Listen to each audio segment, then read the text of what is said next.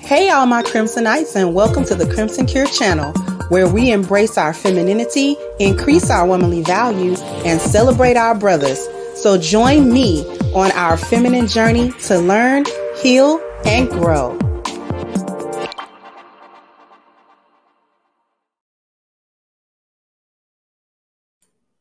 Hey there, my Crimsonites, and welcome to the Crimson Cure channel. I'm your hostess, femininity coach, and author of the Crimson Cure, and this is my perspective. So I just wanted to talk a little bit, let you hear something that I found, and we're going to talk about the sabotaging of healthy relationships and why women cheat on good men. So this woman right here, I'm assuming that she's speaking in past tense, although sometimes it sounds like she is, sometimes it sounds like she's not. But I want you to hear her reasoning as to why she cheated, right? And then we're going to break down what she said. So without too much further ado, here we go. And I think she may have one or two curse words in here, not too many, but I'm gonna let her roll.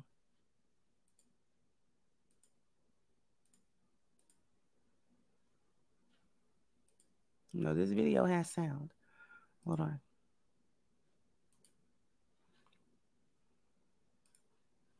One moment.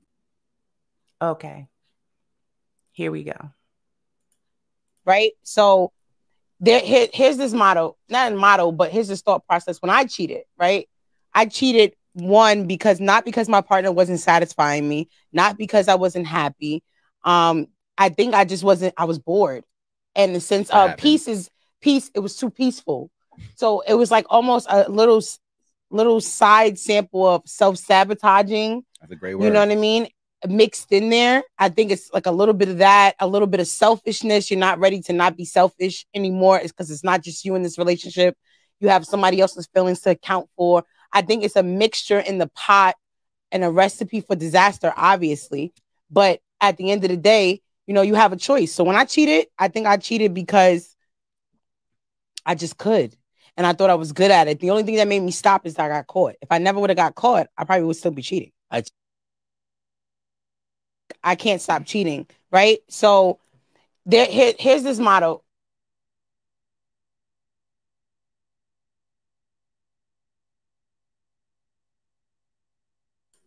Okay. So you heard her basically say, you know, the guy was doing what he was supposed to be doing. There weren't any problems in the relationship. He wasn't doing anything that was so ridiculous or anything like that. There wasn't really nothing going on. And I just decided to cheat, mainly because there was nothing going on. The relationship was boring. I was bored and it was too peaceful. I'm self-sabotaging and I am selfish. Okay? This is pretty much what women are talking about when they say that the relationship was boring or they were bored in a relationship. It doesn't have anything to do with whether the guy is exciting or not. It doesn't have anything to do with that.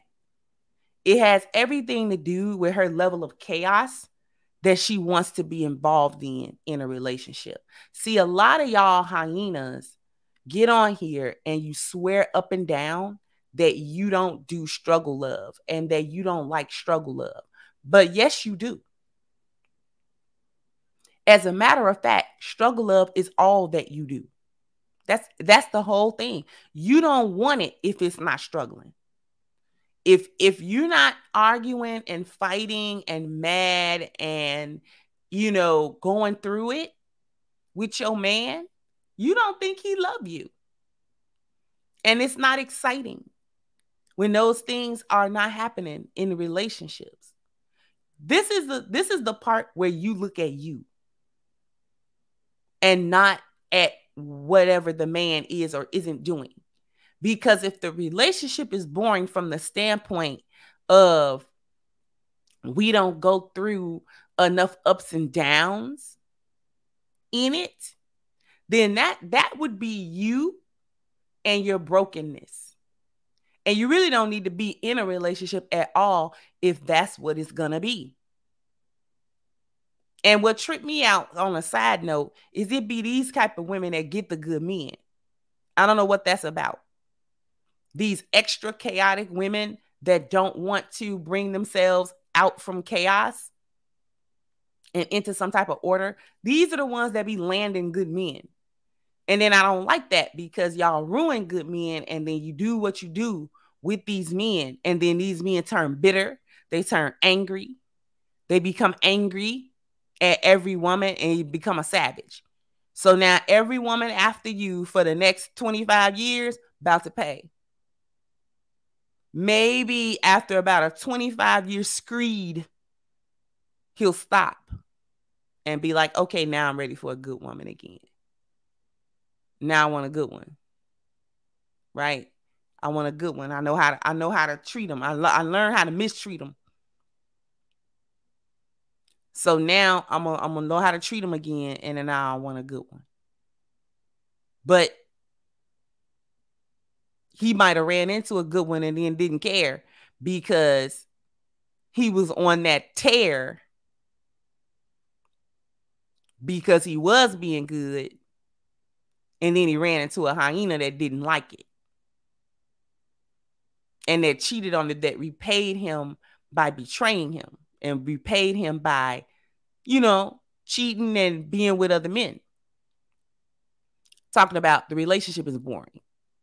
As if that means anything. The level of entitlement and selfishness in women nowadays is absolutely astonishing to me. It's also astonishing to me that y'all cheat just as much as y'all say men cheat or more, and then have the audacity to have cheating as a deal breaker for you and have cheating as something that he better not do. Even to the level of like, he had better not mention another chick or he better not. And y'all will go crazy. Y'all go in the phones. Listen, this is sort of a PSA to the brothers too. And then we're going to listen, brothers. If a chick trying to be all in your phone and trying to be figuring out where you at all the time and what time you doing this and what time you doing that and where exactly are you, I want y'all to know something. She not necessarily trying to control you. She trying to see where you at so she can do what she doing. That's what she doing. And it looked like she trying to control you. And if she's allowed to control you, she will. But that's not the main purpose of why she's asking all them questions of you and trying to figure out and then getting mad and then getting an argument when you don't want to answer and when you're not letting her go through your phone and you're not, reporting to her every hour about your whereabouts and your coordinates. That's because she's with that Negro. Okay? Or she's trying to get with him. And she's trying to plot and plan and time it to such a degree to where she's not getting caught. So she keep you caught up in being like irritated and annoyed with her because she keep on asking these questions and asking you all in your business. It's a misdirect. It's a misdirection. And it's also, let me see if he'll answer these questions. So if I know he's not going to be home for another hour and a half, I got time to creep. Or I got time to sneak, or I have time to do whatever it is I'm doing hopefully without getting caught. That's what she's doing.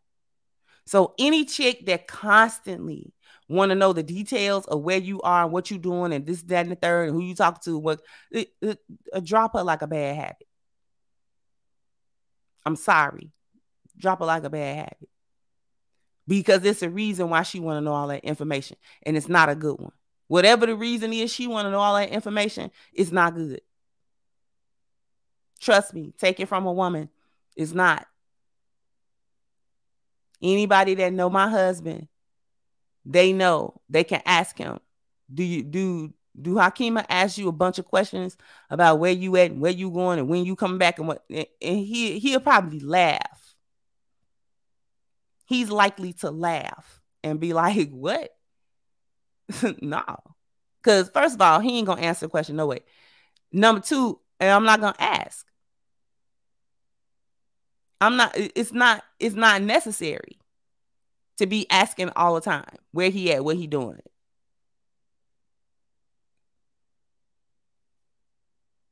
So in any case, jump down in the comment section. Let me know what you think. Like, share, subscribe to the channel if you have not. Once again, I'm your hostess, The Crimson Cure, and this was my perspective. Bye-bye, Crimsonites.